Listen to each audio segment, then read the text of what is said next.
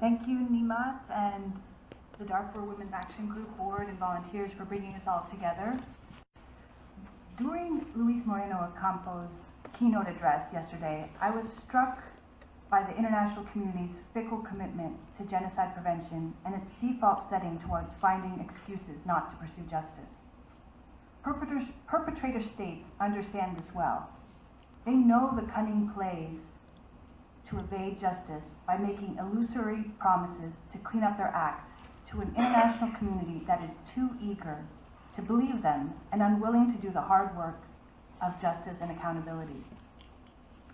It reminded me all too much of the failure of the international community to follow through on its commitments for justice after the Armenian Genocide. Well over 100 years ago, the international community came together and vowed that this would not happen again, that there was going to be justice for the massacres and the genocides.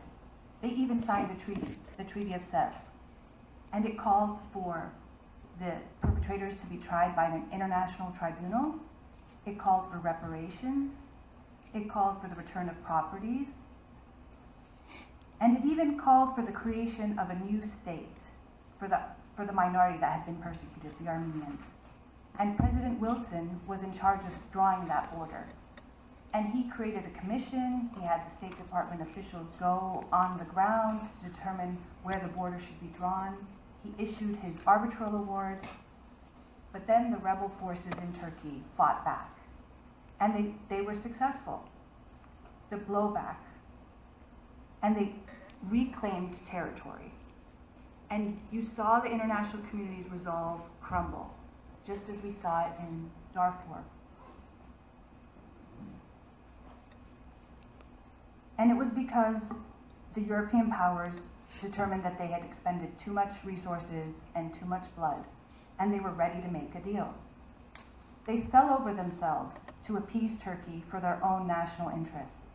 At the time, a Mississippi Senator, Pat Harrison, said, who was disgusted by the international community's failure to follow through on our vows for justice, he said, "Show this administration an oil well, and it will show you a foreign policy." This was in 1924. We're still seeing this played out today. So we know the laws are not enough. There were actually laws to protect the Armenian and other religious minorities in the Ottoman Empire before the genocide was committed. There were treaty obligations to protect the religious minorities. We saw that when we had a genocide convention created, that for all peoples, that also wasn't enough. Then we created the International Criminal Court. And we saw that in the case of Darfur, even when you have an indictment, that that's not enough. What is missing? It's the political will to follow through on these rights. So one of the solutions I want to propose is to take the enforcement out of the realm of political horse trading, where the enforcement of international laws depend heavily on state actors. And instead, we need to strengthen the venues of justice where victim communities and the human rights communities either are in the driver's seat or have more influence on the actors who can pursue justice. So I want to talk about some of the mechanisms that are in place that we could, strengthen or use. One of them is, in 2007, the Genocide Accountability Act was passed. Senator Durbin pushed this, and it's US law, and it allows for criminal prosecution in the United States of any genocide there, whether they committed the crime in the United States or abroad. Before this act, the US was only could prosecute either US citizens who committed the genocide abroad, or if the genocide was committed in the United States. So if the Darfur community is aware of officers who have committed genocide and are in the United States, so that's the problem. You have to find the perpetrator in the United States. This is one way that we can pursue justice. And there was a panelist yesterday from Rwanda who said, there is no justice for genocide. And there is no complete justice for a genocide because it's such a mass atrocity, but we can work towards some level of justice that will help prevent it happening again and strike fear in potential perpetrators to understand that they might be held accountable one day. So this is one way, and there can be criminal prosecutions in the United States, and there are other states, in Belgium, for instance, they also have a universal jurisdiction law that allows them to prosecute perpetrators for genocide. Now, on the civil legal response, there are several opportunities to pursue justice. One of them is an individual victim can sue a foreign sovereign in the United States, but generally a sovereign state is immune from prosecution, but there are exceptions. And one of those exceptions is dealing with property. So you are immune if you massacre your people. You can't be sued in the US by a victim in civil court. But if you take their property in violation of international law, you are able to be sued in US courts.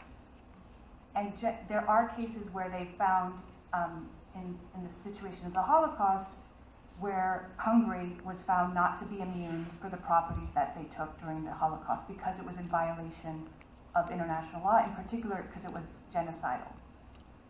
And in the Armenian case, there's a case pending in the Ninth Circuit dealing with properties that were taken during the Armenian genocide,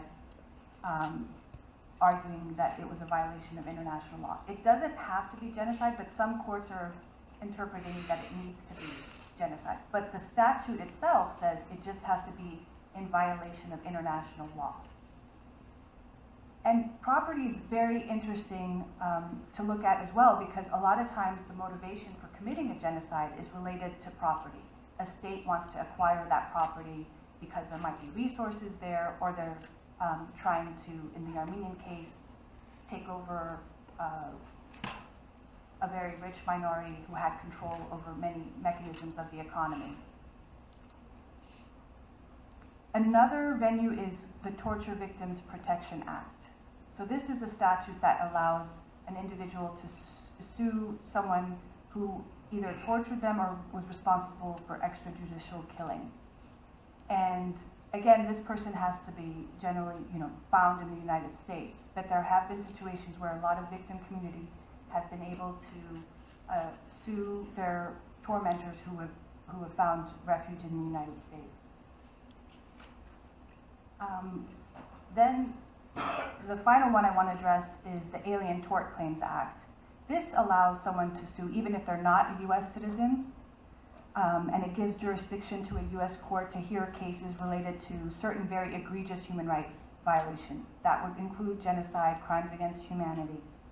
And it has been used to, it was first used in 1980 from a victim who had been tortured, and the perpetrator was in the United States, and they sued him successfully for damages for that torture.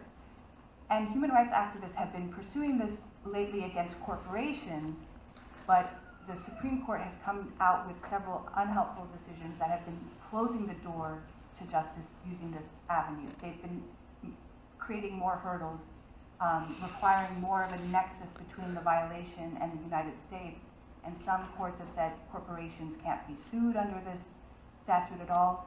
So we as genocide advocates, what we can do is try to pry open that door by passing legislation that allows for lawsuits in the case of, let's say, genocide in particular, where you wouldn't need that nexus, and it would and where you could sue corporations for being part of the atrocities or aiding and abetting them. So in conclusion, I believe we need to continue to strengthen the International Criminal Court and international rule of law systems, but as both Armenia and Darfur have shown, the international system is dependent on state actors to enforce and realize these rights. State actors that often place national economic interests ahead of genocide accountability. But since this system continues to be defective, we should try to find other ways to strengthen judicial systems where victim communities and human rights activists can be in the driver's seat. Thank you.